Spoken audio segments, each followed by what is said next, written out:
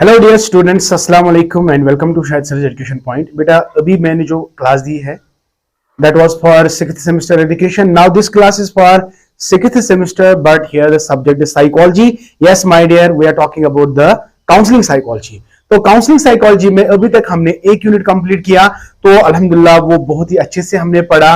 मुझे उम्मीद है कि बेटा आप लोगों ने उसको अच्छे से समझा होगा और आप उसके लिए अच्छे से प्रिपरेशन कर रहे हो।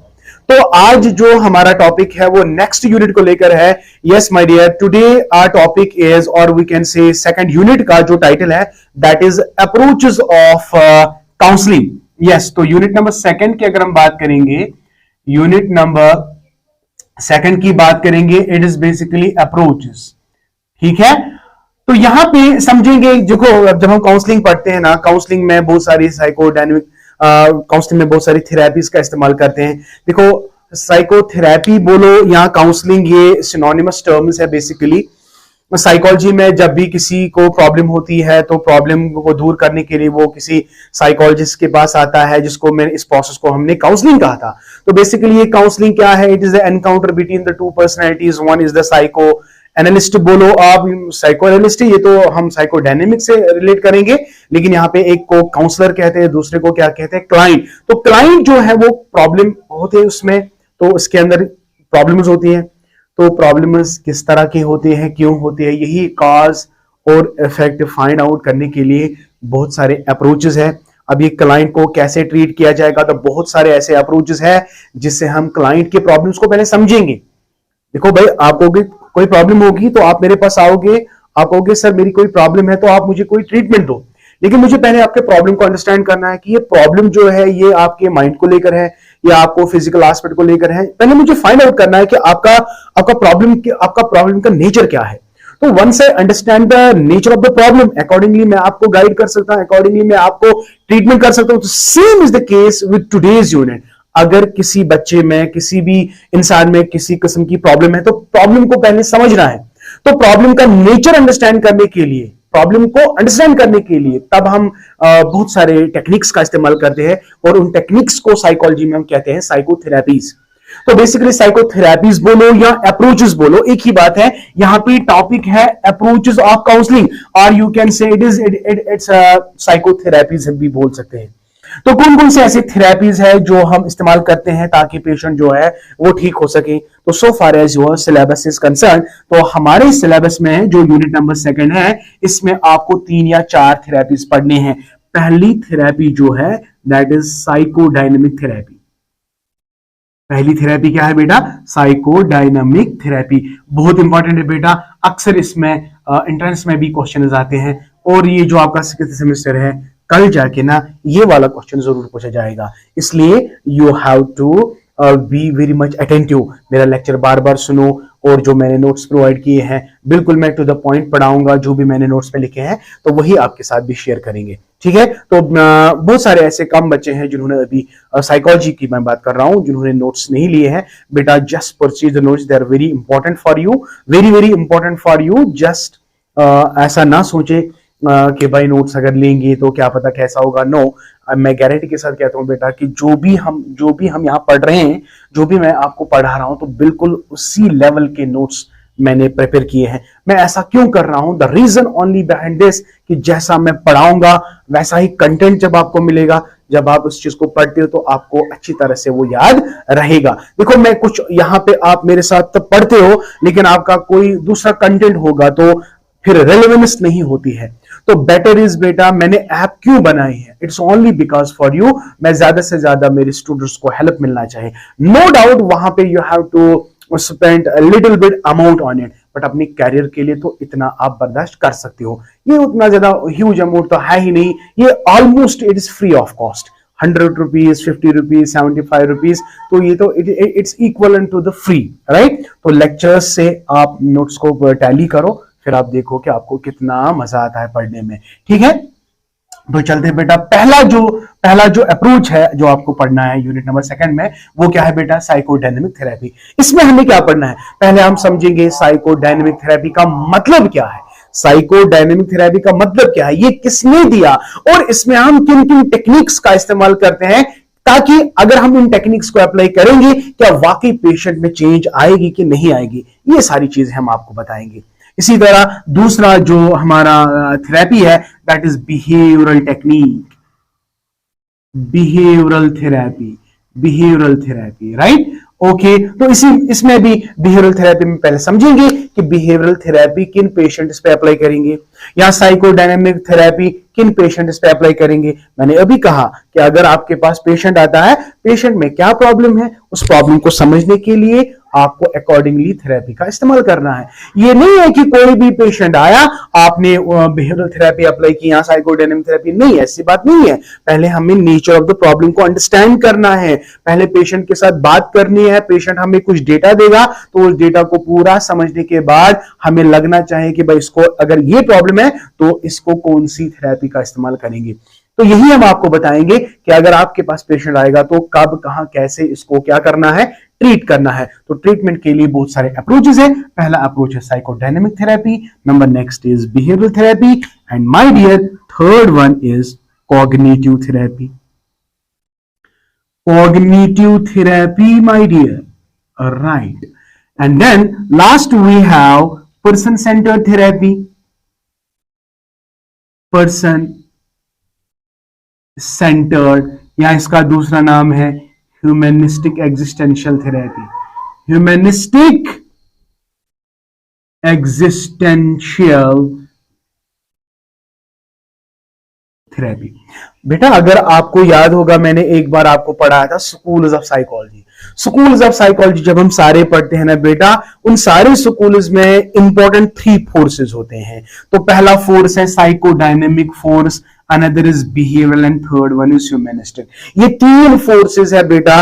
अगर कल जाके अगर आप साइकोलॉजिकल डिसऑर्डर, आपको पूरा चैप्टर पढ़ना है, पूरा चैप्टर पढ़ना है, आपने 4th सेमेस्टर में या 2nd सेमेस्टर में ऑलरेडी पढ़ा होगा, तो वहां पे आपको जो भी डिसऑर्डर पढ़ना होगा, डिसऑर्डर की बेस हम 3 स्कूल्स पे रखते हैं। वन इज साइकोडायनेमिक थेरेपी के हिसाब से साइकोलॉजिकल डिसऑर्डर का मतलब क्या है, बिहेवियरल फोर्स के हिसाब से साइकोलॉजिकल डिसऑर्डर का मतलब क्या है, इसी तरह ह्यूमनिस्टिक की हम बात करेंगे, इसी तरह कॉग्निटिव की भी हम बात करते हैं जब हमें साइकोलॉजिकल डिसऑर्डर को अंडरस्टैंड करना होता है। तो यहाँ पे यही फोर्सेस आपको पढ़ने हैं। फोर्सेस साइकोडायनेमिक के हिसाब से कौन सी थेरेपी है उसको हम कहेंगे psychodynamic therapy.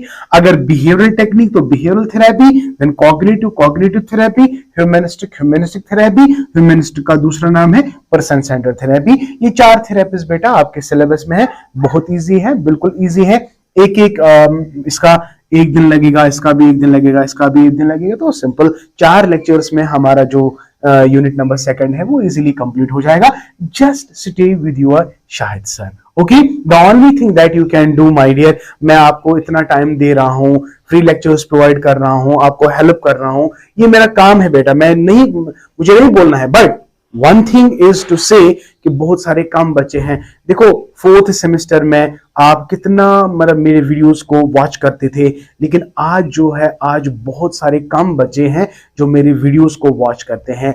I don't know why, can you please say the reason in the comment section, तो ताकि मैं अपने कंटेंट को, क्या मेरी कंटेंट में खराबी है, क्या मैं उस लेवल का नहीं पढ़ा रहा हूं, तो जब तक मुझे आप लोग नहीं बताएंगे तब तो मुझे कैसे समझ आएगा। लेकिन मुझे लगता है कि मैं अच्छा पढ़ा रहा हूं, मैं मेहनत कर रहा हूं, बट फिर भी मेरे जो स्टूडेंट्स हैं वो मुझ तक नहीं पहुंचते हैं। तो ये कैसे पहुंचेंगे, जब आप उनको बोलोगे कि सर का चैनल है तो आप उसको ज्यादा से ज्यादा शेयर करो। जो भी आपका फेसबुक अकाउंट है या आपका जो व्हाट्सएप ग्रुप्स है, तो आप इनको ज्यादा से ज्यादा शेयर उनमें करो, ठीक है।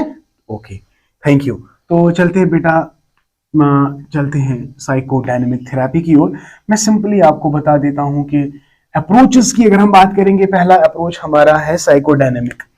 देखिए भाई, साइकोडायनेमिक साइकोडायनेमिक साइकोडायनेमिक थेरेपी बोलो या अप्रोच बोलो, एक ही बात है। पहला पॉइंट हम लिखेंगे, this approach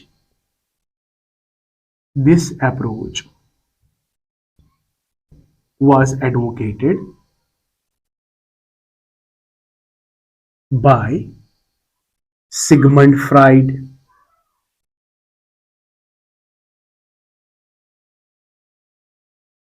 so simple. Let me recapitulate जो मैंने सेकंड सेमेस्टर इससे पहले जो मैंने लेक्चर्स आपको अपलोड किए थे, वहां पे मैंने आपको बोला था कि सिगमंड फ्राइड के हिसाब से जो हमारा माइंड है ना, इसकी 3 सेक्शंस है। The simplest section and the very simple and the very small section, that is conscious part, and then after that बड़ा वाला, that is pre conscious part, and सबसे बड़ा और सबसे इंपॉर्टेंट, दैट इज अनकॉन्शियस।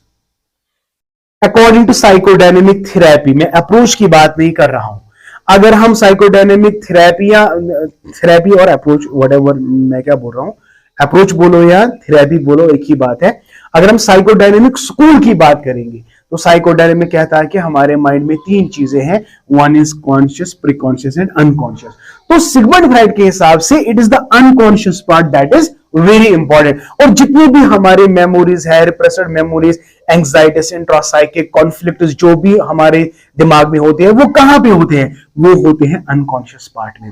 तो देखो बेटा, साइकोडायनेमिक थेरेपी के हिसाब से एक पेशेंट जो है, जो साइकोलॉजिकल डिसऑर्डर का शिकार है, वो क्यों है? क्योंकि उसके अंदर ना साइकोलॉजिकल इंट्रासाइकिक कॉन्फ्लिक्ट जो होते हैं वो रिजाइड होते हैं अनकॉन्शियस पार्ट में। और जब तक ये बाहर नहीं आएंगे तब तक हम उसको ट्रीट नहीं कर सकते हैं। तो हमें ये देखना है, पेशेंट जब आपके साथ होता है, जब आप उसके साथ बात करते हो, तो कुछ चीजें ऐसी हैं जो आपके साथ वो शेयर नहीं कर रहा है। तो इसका मतलब है ये सारी चीजें जो उसका कॉन्फ्लिक्ट चल रहा है दिमाग में, वो उसके अंदर है, वो उसके अनकॉन्शियस पार्ट में है। तो जब तक हम इसको रिवील नहीं, देखो कोई बंदा आपके सामने कोई ऐसी एक्टिविटीज कर रहा है, लेकिन वो आप देख रहे हो कि भाई ये क्या अजीब गरीब हरकतें कर रहा है, लेकिन आप उसको देख रहे हो, तो इसका जो एबनॉर्मल बिहेवियर वो एक्सटर्नल है। तो when it is external, then you have a therapy that's called behavioural therapy. अगर उसकी सोच को लेकर प्रॉब्लम है, अगर उसकी कॉग्निशंस में डिस्टॉर्शंस आ रहे हैं, तो इसका मतलब है इसको कॉग्निशंस में प्रॉब्लम है। लेकिन अगर आप पेशेंट से बात करते हो, वो आपसे बात नहीं करता है, वो आपसे बात नहीं करता है, वो आपके साथ कोई चीज शेयर नहीं कर रहा है, तो आपको लगना चाहिए कि ये जो इसका कॉन्फ्लिक्ट है, इसका अंदर जो कुछ चल रहा है, तो उसके अनकॉन्शियस पार्ट में है। तो याद रखना है, अगर इंट्रासाइकिक कॉन्फ्लिक्ट है अनकॉन्शियस पार्ट में, तो इसका मतलब है हमें कौन सी थेरेपी प्रोवाइड करनी है, हमें कौन सी थेरेपी, हमें साइकोडायनेमिक थेरेपी अप्लाई करनी है। तो with the help of psychodynamic therapy we can, याद रखो बेटा, psychodynamic is a method by which we can bring जो आपके अनकॉन्शियस पार्ट में रिप्रेस्ड डिजायर्स है, आपके कॉन्फ्लिक्ट्स है, we can bring that to the conscious part. अगर हमने ऐसा किया तो we can treat our patient. समझ आ गया? तो according to the psychodynamic therapy, the psychological disorder is due to intrapsychic conflict that are present in the unconscious part of the mind. तो ये साइकोडायनेमिक थेरेपी है। लेकिन साइकोडायनेमिक थेरेपी जो है, इसके क्या क्या स्टेप्स है, किस तरह से हम पेशेंट के साथ डील करेंगे और किस तरह पेशेंट को ट्रीट करेंगे, what are the techniques that we actually, what are the steps that we actually make use in what? Psychodynamic therapy। तो ये साइकोडायनेमिक थेरेपी में आपने समझा कि साइकोडायनेमिक थेरेपी किसको कहते हैं, और अब इसमें हमें बताना है कि what are the steps, what are the steps। तो स्टेप्स को समझने के लिए बेटा, स्टेप्स को समझने के लिए आप रिकॉल करो, मैंने ऑलरेडी आपको स्टेप्स ऑफ काउंसलिंग समझाया है। हमेशा याद रखना है बेटा, जब भी हम काउंसलिंग करेंगे तो सबसे पहली बात, you have to build the relation with the client. अगर आपने ऐसा किया तो मैक्सिमम चांसेस आर देयर कि जो इसके अंदर जो कुछ भी छुपा हुआ है ना, वो आपके साथ शेयर जरूर करेगा। लेकिन अगर पेशेंट को लगा कि भाई जो काउंसलर है वो मेरे साथ वो रैपो नहीं बनाना चाहता है, तो वो अपने जो इंट्रासाइकिक कॉन्फ्लिक्ट जो है, इंट्रासाइकिक एनर्जी जो इंट्रासाइकिक डेटा है, वो आपके साथ रिवील कभी नहीं करेगा। तो सबसे पहली बात जो है साइकोडायनेमिक अप्रोच में, सिगमंड फ्राइड क्या कहता है कि पेशेंट के साथ एक अच्छा खासा रैपो बिल्ड करो। ये कैसे हो सकता है? when you warmly welcome your patient, when you treat your patient, when you recognize his dignity, जब आप इसकी डिग्निटी को पहचान सकते हो, जब इसके आपको रेस्पेक्ट दोगे, ठीक है, जब इसको आप अच्छी तरह से ट्रीट करोगे, तो automatically we will fall in love with each other. So when we fall love with each other, तो डेफिनेटली लव जो है, टाइम जो, केयर है, ये 3 चीजें इंसान के रैपो को बढ़ाती है। तो what is the first step in psychodynamic? Now step का पहला पॉइंट है दैट इज रैपो। तो रैपो का मतलब क्या है, अभी इसको समझाने की जरूरत नहीं है। Rapport means when there is very good reaction, very good attraction और very good relation between client and a counsellor. तो यहां पे काउंसलर क्या है, साइकोडायनेमिक थेरेपिस्ट। तो ये therapy, psychodynamic therapy, basically it is the association between the psychodynamic therapist and the client, one who has a problem. कौन सी problem है, वो इंट्रासाइकिक कॉन्फ्लिक्ट को लेकर प्रॉब्लम है। इसके अंदर दिमाग में अनकॉन्शियस पार्ट में जो रिप्रेस्ड डिजायर्स है, अंदर जंग चल रही होती है अनकॉन्शियस पार्ट में, तो उसको अगर रिवील करना है तो हमें कौन सी थेरेपी का इस्तेमाल करना है, साइकोडायनेमिक थेरेपी। तो सिंपल एक बात आपको समझ आ गई कि साइकोडायनेमिक थेरेपी में हमारा मेन फोकस होता है अनकॉन्शियस को रिवील करना। तो अनकॉन्शियस को जब आप रिवील करते हो तो आपको पता चलेगा कि उसके अनकॉन्शियस में क्या है, तो अकॉर्डिंगली आप इसको ट्रीट कर सकते हो। ठीक है, तो rapport is the first step in what, psychodynamics. Number second, extreme form of rapport. जब रैपो बिल्ड हुआ, when you fall in love with the patient and patient fall in love with you, तो इसका मतलब है there is an attraction, there is an affection। तो अब ये जो पेशेंट है अब आपके साथ ये बातें करना शुरू करेगा। तो बातें करना शुरू करेगा, इसका मतलब क्या है, अब इसका माइंड जो है वो ऑटोमेटिकली रिवील हो जाएगा। अभी आपके साथ डेटा को शेयर करेगा, तो उस चीज को हम कहते हैं ट्रांसफरेंस। ट्रांसफरेंस, आई होप बेटा आपको समझ आ गया। तो transference is the extreme form of rapport, extreme form of rapport. लेकिन when there is a love, there is affection, there is time, care and each and everything, there is positive transference between the client and the counsellor. लेकिन अगर patient को समझ आया कि भाई there is no concept of warmth, there is no concept of acceptance, there is no concept, कुछ लगा उसको कि भाई जो थेरेपिस्ट है वो अच्छा नहीं है, तो द पेशेंट जो है he will not have the positive transference, he may have negative transference। Negative transference में अब ये आपको सही सही से बातें नहीं बताएगा, क्योंकि अगर वो आपसे बातें शेयर करेगा उसको लगेगा कि भाई ये जो डाटा मेरे पास है वो ये किसी के साथ भी शेयर कर सकता है। Confidentiality is ethical principle. तो एथिकल, तो रैपो कब बिल्ड होगा, तो जब आपको लगेगा कि भाई जो कुछ भी बात मैं आपसे बोलूंगा आप इसको कॉन्फिडेंस पे रखोगे। आपने बहुत सारे ऐसे फ्रेंड्स को देखा होगा या डॉक्टर्स को देखा होगा कि जब उनके पास कोई पेशेंट आता है, पेशेंट कोई ऐसी बात कर देता है तो वो हंसी मजाक में दूसरों को बोलता है कि आज मेरे पास ऐसे फलानी पेशेंट आ गया तो उसने ऐसी बात की, तो वो उसको मजाक बना रहे हैं। तो डॉक्टर या काउंसलर का पेशा ऐसा नहीं होना चाहिए, तो ethical issue must be there. तो इथिकल जो कोड प्रिंसिपल है काउंसलिंग का कि जो भी आप डेटा रिवील करते हो पेशेंट से, तो इसको आपको अंदर ही रखना है, इसको अपने कॉन्फिडेंस में रखना है। Confidentiality of the data, that's very important. तो अगर पेशेंट को लगा कि भाई there is no confidentiality of the data, तो ट्रांसपेरेंस नेगेटिव हो जाएगा। पॉजिटिव कब होगा, जब पेशेंट को लगेगा कि भाई there is an extreme form of rapport, तो अब ये सच सच आपको बताएगा। तो सच सच बताना, तो that's positive transference. And negative transference में अगर इसको लगेगा कि some sort of hostility, some sort of unconfidentiality of the data, तो there is negative transference. Is that clear? तो what simply transference is, it is simply collection of data, collection of data. अब ये जो collection of data है my dear बेटा, bore तो नहीं होना है आपको समझना है मैं क्या बोल रहा हूं। साइकोडायनेमिक के स्टेप्स में आपको समझा रहा हूं, साइकोडायनेमिक के मेथड्स में आपको समझा रहा हूं कि साइकोडायनेमिक किस तरह से हम करते हैं। तो पहला पॉइंट क्या मैंने बोला कि पहले आपको पेशेंट के साथ एक रिश्ता बनाना है। तो रिश्ता ऐसा बनना है, बॉन्ड ऐसे बनाना है कि वो मजबूर हो जाए कि वो आपका जो इसका अनकॉन्शियस है वो ऑटोमेटिकली रिवील हो जाए। तो ऑटोमेटिकली रिवील होने को कहते हैं ट्रांसपेरेंस। तो ट्रांसपेरेंस सिंपली आपको डेटा दे रहा है, आपको डेटा, आप डेटा को कलेक्ट कर रहे हो, तो it is called collection of the data. Then collection के बाद आप क्या करते हो, आप इसको एनालाइज करते हो, एनालिसिस करते हो। तो एनालिसिस करने के लिए आपके पास दो मेथड्स हैं। तो एक पहला मेथड है free association method, free association method. दूसरा है ड्रीम एनालिसिस, ड्रीम एनालिसिस। तो ये, हाँ, कल ये जरूर क्वेश्चन आता है, 1 मार्क या 3 मार्क का क्वेश्चन आता है कि साइकोडायनेमिक थेरेपी में हम किन मेथड्स को यूज करते हैं डेटा को एनालाइज करने के लिए। तो दो मेथड्स हैं, one is free association, another is dream analysis. Free association में क्या होता है, पेशेंट को लेटाया जाता है बेड पे, तो वो उसके दिमाग में जो कुछ भी हो रहा है तो उसको बोलना है कि आप फ्रीली अपने आप को एसोसिएट करो, आप जो भी आपके दिमाग में आ रहा है वो बोलो, वो बोलो, वो बोलो। तो इसी तरह कोई ड्रीम में इसको रिकरेंट ड्रीम्स आते हैं, जो ड्रीम में हमेशा एक ही ड्रीम बार बार आ रहा है, तो जब वो सोएगा hypnosis techniques are sometimes to be applied. तो जब वो सो रहा है तो उसको सोने में ही कुछ ऐसी एक्टिविटीज करता है।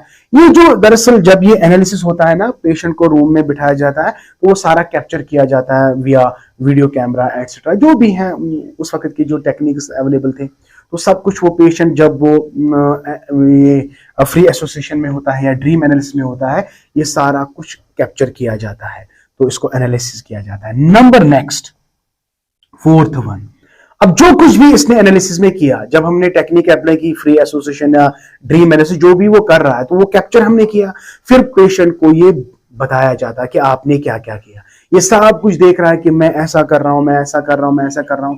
तो कभी कभी पेशेंट को लगता है कि भाई मैं तो ये नहीं, मैंने ऐसा क्यों किया, तो इसको अजीब लगता है, तो अब कोशिश करेगा दोबारा इसको रोकने की। समझ आ गया? तो ऐसा करते करते इसको सेशंस होते हैं, 4 वीक्स 5 वीक्स ऐसे भी लग सकते हैं। तो ऐसा करते करते इन स्टेप्स को फॉलो करते करते करते धीरे धीरे धीरे धीरे धीरे धीरे पेशेंट के अंदर जो भी वो अनकॉन्शियस रिविलेशंस होते हैं वो बाहर आ जाते हैं, वो थोड़ा थोड़ा उसको रिलीफ मिल जाता है। तो ऐसा करते करते करते सारा अनकॉन्शियस जब रिवील होगा तो हम पेशेंट को अच्छी तरह से ट्रीट कर सकते हैं और पेशेंट ठीक भी होता है। बहुत सारे जितने सेशंस हम प्रोलॉन्ग्ड करेंगे, जितने सेशंस हम उनको देंगे, तो वो धीरे धीरे धीरे धीरे पेशेंट ठीक हो जाता है। तो जब पेशेंट बिल्कुल ठीक होता है तो लास्ट में टर्मिनेशन फेज होता है, तो हम इसको कहते हैं we have to break the rapport, या इसको हम चौथे स्टेप को कहते हैं सिंथेसिस। सिंथेसिस में पेशेंट को ये सब कुछ दिखाया जाता है कि पेशेंट ने एनालिसिस दौरान क्या क्या कौन कौन सा बिहेवियर दिखाया, तो वो पेशेंट के साथ डिस्कस किया जाता है कि आपने ये किया, ठीक है। और लास्ट में जब पेशेंट को ठीक किया जाता है, और लास्ट स्टेप जो है fifth step, break the rapport, breaking rapport. So my dear, these are the first 5 steps that you have to actually use when you are going to discuss about psychodynamic therapy. So psychodynamic therapy, let us recapitulate what we have read so far. Psychodynamic therapy is a therapy जो किसने advocate की थी, Sigmund Freud ने, बहुत ही important है। और later on इसको develop किया था कार्ल रॉजर्स ने या कार्ल गास्टो यंग ने। तो बहुत सारे ऐसे साइको एनालिस्ट्स थे तो जिन्होंने सिगमंड फ्राइड को फॉलो किया। वो सारी चीजें हमें यहाँ पे नहीं डिस्कस करनी है, लेकिन आपको हाँ, ये साइकोडायनेमिक थेरेपी किन पे अप्लाई करते हैं। देखो, बच्चे में जिस इंसान में साइकोलॉजिकल डिसऑर्डर होगा ड्यू टू इंट्रासाइकिक कॉन्फ्लिक्ट्स, तो इंट्रासाइकिक कॉन्फ्लिक्ट को आपको याद रखना है। अनकॉन्शियस पार्ट में जब इंट्रासाइकिक कॉन्फ्लिक्ट्स होते हैं तो इसके यही रीजन है कि इंसान साइकोलॉजिकल डिसऑर्डर का शिकार है। तो अगर इंट्रासाइकिक कॉन्फ्लिक्ट्स की वजह से साइकोलॉजिकल डिसऑर्डर है तो आपके पास एक टेक्निक है जिसको हम कहते हैं साइकोडायनेमिक थेरेपी। तो साइकोडायनेमिक थेरेपी को अप्लाई करने के लिए आपको कुछ स्टेप्स को ध्यान में रखना है। पहला स्टेप क्या है, आपको रैपो बिल्ड करना है। रैपो का मतलब क्या है, love, affection, time, care etcetera. You have to welcome the patient. After that there is automatic transference. लेकिन अगर पेशेंट को लगा कि भाई ये लॉयल है, ये अच्छा है, अफेक्शनेट है, तो positive transference will be there. और अगर इसको लगेगा कि भाई नहीं, कहीं कोई प्रॉब्लम है, तो that's called a negative transference. Negative transference या पॉजिटिव ट्रांसफरेंस जो भी है, it is actually the collection of the data. तो कलेक्शन को डेटा कलेक्ट करने के लिए आप एनालिसिस करते हो। एनालिसिस में हम 2 मेथड्स का इस्तेमाल करते हैं, one is free association, another is dream analysis. तो जब ये सारा एनालिसिस होता है फिर इसको कंबाइन करते हैं, पेशेंट को दिखाते हैं भाई आपने कब का क्या किया, तो इसको हम कहते हैं सिंथेसिस। तो ऐसा करते करते करते करते 2 session, 3 session, it can extend to the 1 month, 2 month, even year. तो ऐसा साल भर में पेशेंट जब ठीक अच्छी तरह से ठीक होता है तो तब लास्ट में स्टेज में होता है breaking rapport, that means termination phase. तो हम इसको ब्रेक करते हैं। तो ब्रेक क्यों करते हैं, ताकि पेशेंट को लगे भाई अब मैं ठीक हो रहा हूं, तो दैट इज वाई डॉक्टर ने मुझे कहा कि अब आपको यहां आने की जरूरत नहीं है। अगर हम ऐसा कंटिन्यू रखते पेशेंट बेचारा मतलब उसको प्रॉब्लम हो जाती है कि भाई अब मैं ठीक नहीं हो रहा हूं। इसलिए breaking of the rapport is very important. तो हमें लगता है कि पेशेंट अब ठीक हो रहा है, ठीक है। तो this is my dear psychodynamic therapy, what you have to study. आपको इतना ही, तो नोट्स पे भी मैंने इतना ही रखा है। अगर ये क्वेश्चन आपके सिलेबस में आता है तो आप इन चीजों को अच्छी तरह से यू कैन इजीली मतलब write down this in your upcoming examinations. Thank you, may Allah bless you and keep always learning.